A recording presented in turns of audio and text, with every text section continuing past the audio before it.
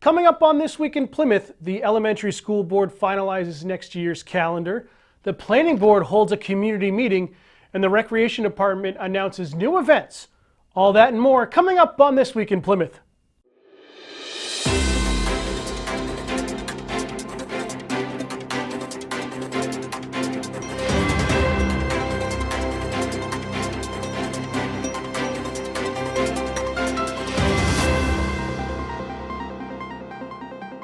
Hello and welcome to This Week in Plymouth. I'm your host, Dan Salzer. Kicking off this week, the Plymouth Elementary School Board met this past Monday, April 3rd.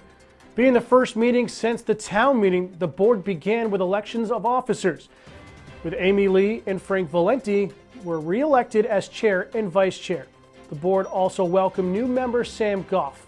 Board approved next year's academic calendar subject to the association discussion regarding the parent-teacher night in November. The 8th grade graduation was also set for Thursday, June 15th, and the last day of school voted on for Friday, June 16th. So attached to your board packet is the draft calendar that Tanya Kelly worked with the teachers union on. I'll point out that August 24th would be the open house. We're going to move that to 5 p.m. And then the first day of school would be August 28th. Okay, and then nothing of note in September. It's a regular month of school. In the month of October, I'd like to point out that on October 10th, there is a teacher in service. Want to point out in the month of November that the parent-teacher conferences would be scheduled for November 7th, which is a Tuesday. The 10th is Veterans Day, which is also no school. Also would like to point out that for the Thanksgiving holiday, the 22nd, 23rd, and 24th are no school. So the 22nd is not a half day, it is a full no school day. Then in the month of December, the 22nd would be scheduled as a half day. And then the holiday break would be, basically from the 22nd all the way through until January 1st. January 1st also being no school day. It's a federal holiday as New Year's Day. January 15th, no school for Martin Luther King Day. I would like to point out to you that this is an important note. After conferring with Scott Whedon at the town hall, the presidential primary date is unknown at this point in the state of New Hampshire, what that date is. And as we have discussed at the board level, we do not want to be in person on that school day. So that is a floating date at this point. That is an unknown date of no school based on when the Attorney General and the state decides that primary date for. So that's unknown. I don't know a better way to depict that in this document. And then in March, I want to point out that we really very much enjoyed that the half day was also the night of Cultural Arts Night. That worked out very well for us, and we embedded parent-teacher conferences. So that would be on March 14th. Again, next year. The Cultural Arts Night is actually decided by the SAU, but I went ahead and put it on this document because I'm Tanya. Sorry, Kyla. So positive thinking. I do want to point out that we had town voting in the building the Tuesday before that this year. I would assume that would be the same for next year. We felt that being in person, it happened to be a snow day this year. That day is much less contentious in terms of us being in the building at the same time. Local voting is not as contentious as the presidential. April's nothing of note. May is nothing of note. And then, the end of the school year is as depicted in the document.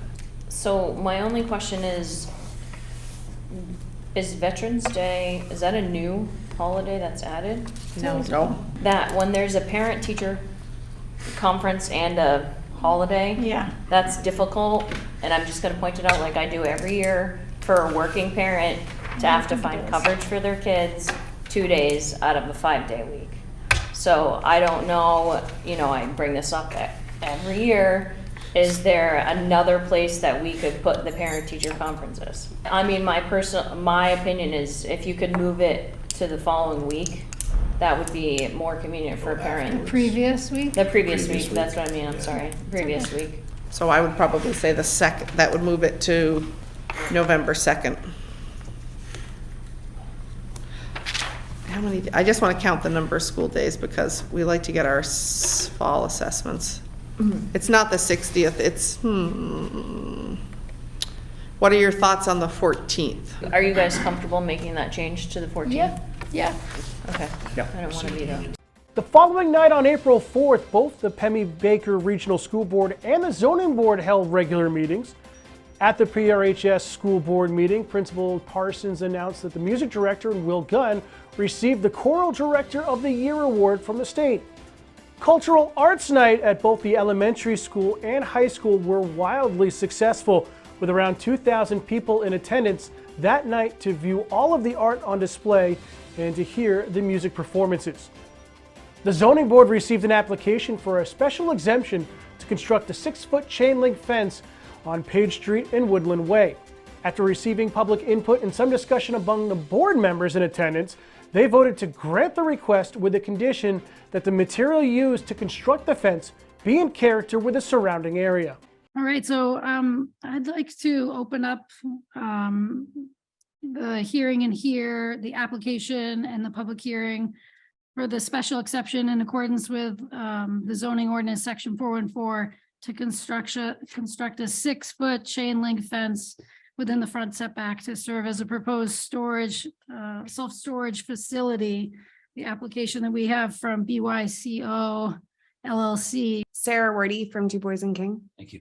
And we do have one of the owners here tonight too, Dale Blackie. So we are here tonight to request a special exception to allow a fence over 4 feet tall within the front setback. The purpose of the fence is to control vehicular traffic to private sites.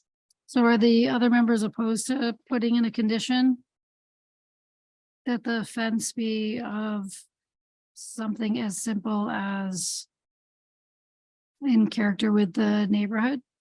Because there are other fences in that neighborhood, not directly on Page Street. But we did have people speak to other fences that are of similar height, but just different material. Different materials, Mhm. more vinyl privacy fence, Mhm. which that I think Should you come up with a condition with language that is strikingly similar, if not exactly like the phraseology in criteria number 3, such as will not adversely affect the character of the area? Too generic. No, I I say, like that. I definitely like that, I like that too. only because That leaves it very open. it leaves it open, it leaves it for the planning board. And I feel the board itself has not gone beyond its, We would not have gone Charge. beyond our charge. Nope.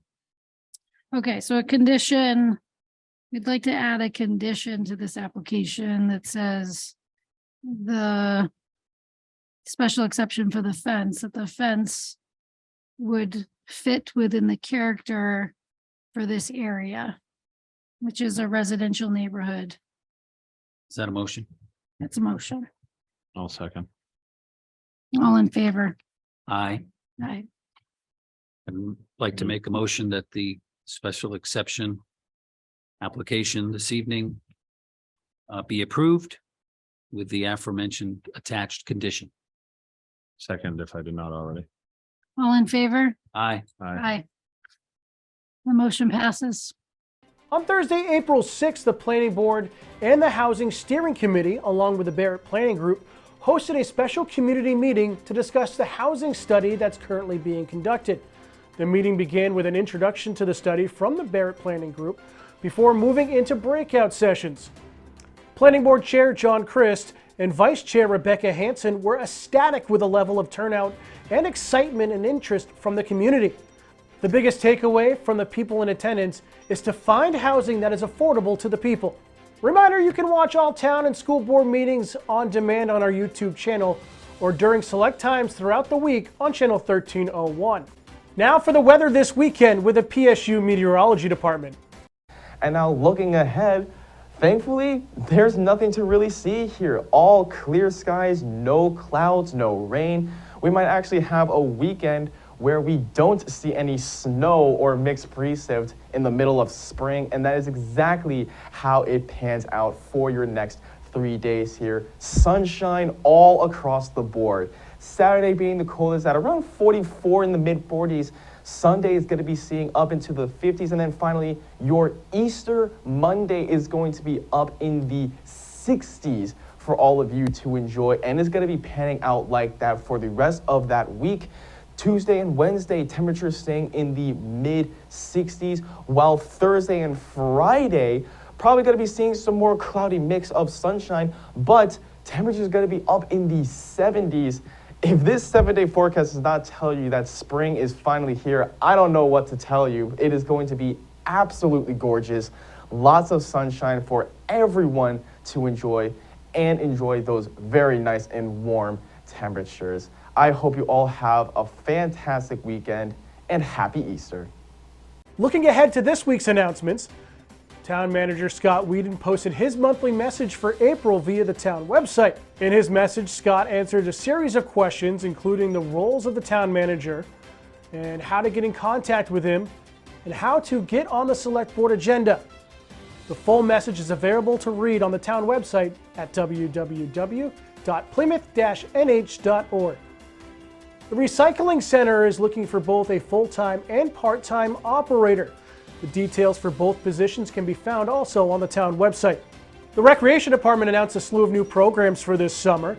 The current announced programs include a musical theater group, archery camp, the 2023 Kenston Freeman Summer Concert Series, STEM Explorers, Wild About Nature, and a short week-long summer camp.